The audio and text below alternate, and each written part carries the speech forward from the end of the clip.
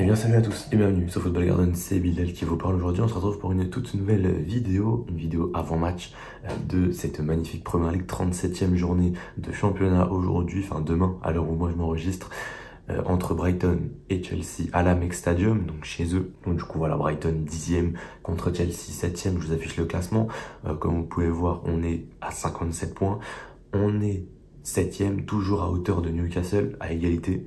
Et Brighton du coup est un peu plus bas, il faut redescendre jusqu'à la 10e place pour les trouver avec 48 points. Et donc du coup ouais, moins 4 de différence de but pour eux, plus 12 pour nous. L'objectif ça va être de se rapprocher de Newcastle en différence de but, clairement. Bien sûr qu'on est trop loin et que rattraper 10 buts en 2 matchs, c'est quasi impossible. Même si voilà, on a vu qu'on a déjà mis des 6-0 récemment. Il faut quand même rester honnête, on rattrapera pas Newcastle à la différence de but.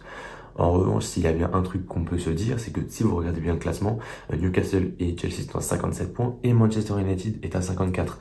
Et ils ont perdu contre Arsenal et donc du coup forcément un seul point nous suffirait pour nous qualifier en Coupe d'Europe, au moins la 7e place. Juste un point et on est bon. Voilà. Et même carrément, si Newcastle bat Manchester United et qu'on perd ce match contre Brighton, mais que Newcastle gagne contre United, la 7e place est à 99% à nous, à moins d'un miracle exceptionnel sur la dernière journée.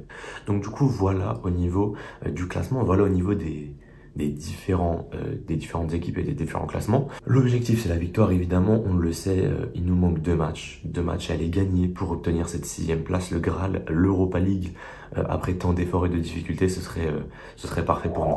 On continue avec la deuxième partie, les blessés. Du coup, c'est à peu près les mêmes que la dernière fois. La dernière fois, je vous avais dit que Chili aurait pu être de retour, finalement non. Il est encore blessé d'ailleurs, c'est tout comme Robert Sanchez, Wesley Fofana, Chukwuemeka, Enzo Fernandez et Romeo Lavia. Donc je vois à part Chili qui est vraiment proche du retour pour le coup, les autres je pense que c'est out, genre jusqu'à la fin de la saison ils joueront pas. Peut-être que Chili aura quelques minutes contre Bournemouth, ouais. Il y aura peut-être quelques minutes contre Bournemouth ce week-end, mais en tout cas là, ça va être compliqué. Ça va être compliqué qu'ils jouent, donc je l'ai mis dans les blessés et je leur souhaite tous un bon rétablissement et qu'ils reviennent en forme pour la saison prochaine parce qu'on aura besoin d'eux. On aura besoin de tout le monde l'année prochaine pour aller jouer la Coupe d'Europe et pourquoi pas viser mieux qu'une 6e place. En tout cas voilà, ça c'était pour les blessés. Comme vous pouvez voir, c'est une vidéo qui va très vite parce que on n'a pas énormément de trucs à dire. Voilà, le 11 que je vais mettre, c'est surtout ça la principale question. Je vous l'affiche à l'écran. On commence dans les buts avec Petrovic, évidemment. La défense centrale, la charnière, Disasi, Silva. Voilà, Badiachil n'a pas montré de très belles choses contre Nottingham, donc forcément j'ai envie de mettre Disasi. Donc voilà, Disasi, Silva, Gusto à droite et Cucurella à gauche. On abandonne un peu le système avec Cucurella en 6, parce que voilà, on l'a vu contre Nottingham. Je pense qu'on commence à être prévisible. Voilà, ça fait 4 ou 5 matchs, on commence à être prévisible. Et donc du coup, vaut mieux revenir à nos bases, à nos classiques. Et donc du coup, Gusto à droite, Cucurella à gauche pour apporter, voilà. Gusto, ça va apporter offensivement. Voilà, le double pivot Caicedo, Gallagher. On bouge pas le Caicedo, ça ne bougera pas. Et c'est là devant que j'ai fait une petite folie. Hein. C'est que tout simplement j'ai mis Madueke sur le banc. Alors oui, c'est vrai qu'il enchaîne les gros matchs et d'un coup il fait un seul mauvais match et tu le mets sur le banc.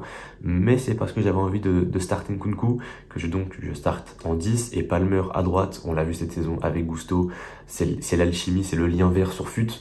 Donc du coup c'est pour ça que j'ai les mets les deux. Je mets Nkunku en 10 et je mets Mudryk à gauche. Voilà, Mudryk qui enchaîne les performances, on va dire, en vague, mais au moins il a marqué récemment, donc c'est pour ça que vu qu'il marque contre Nottingham, je veux quand même lui redonner sa chance contre Brighton. Et du coup devant évidemment Nico Jackson, on n'a pas vraiment le choix de toute manière, il va jouer jusqu'à la fin de saison en espérant qu'il marque encore au moins un but pour aller chercher ses 15 buts en PL.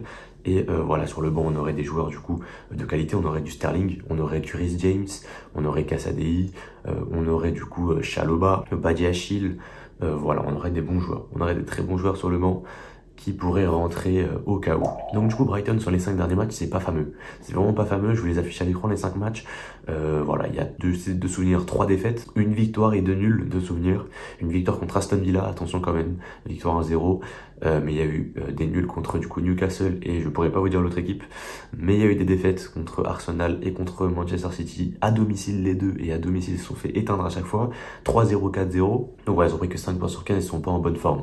Ils sont pas en bonne forme, les hommes de De Zerbi. Ils marquent très peu ces derniers temps, très peu. Donc je pense que si Chelsea arrive à mettre 2 buts, la victoire est quasiment dans la poche parce que Brighton qui met plus d'un but, Je crois que c'est pas arrivé depuis pas mal de temps. Donc ouais, Brighton, 5 points sur 15. De l'autre côté, on est sur un 10 sur 15. Du coup, avec la défaite contre Arsenal, il y a 5 matchs maintenant. Une défaite du coup 5-0. Et après, on a eu un match nul contre Aston Villa. Puis 3 victoires d'affilée contre Tottenham, West Ham et Nottingham. Petite rime en âme, ça fait plaisir. Et on espère que on enchaînera une 4e victoire d'affilée avec Brighton et même une 5e avec Bournemouth. Qu'on finisse notre saison sur un 15 sur 15 et qu'on ait fait le rush parfait pour aller chercher la 6e place. C'est l'objectif. En tout cas, ouais, 10 points sur 15. Mais c'est aussi dû à la défaite contre Arsenal parce que si on regarde sur les 4 derniers matchs, on est sur un 10 sur 12. Donc franchement, c'est pas mal. C'est pas mal du tout. Donc du coup, voilà au niveau des différentes formes. On va terminer la vidéo par mon prono. Du coup, comme je vous l'ai dit, Brighton, ça marque très peu de buts. Et en ce moment, c'est difficile pour eux. C'est difficile pour eux en ce moment, même contre Newcastle. Ils ont fait un partout, mais ils ont vraiment tout donné. Ils ont tout donné pour aller arracher ce point.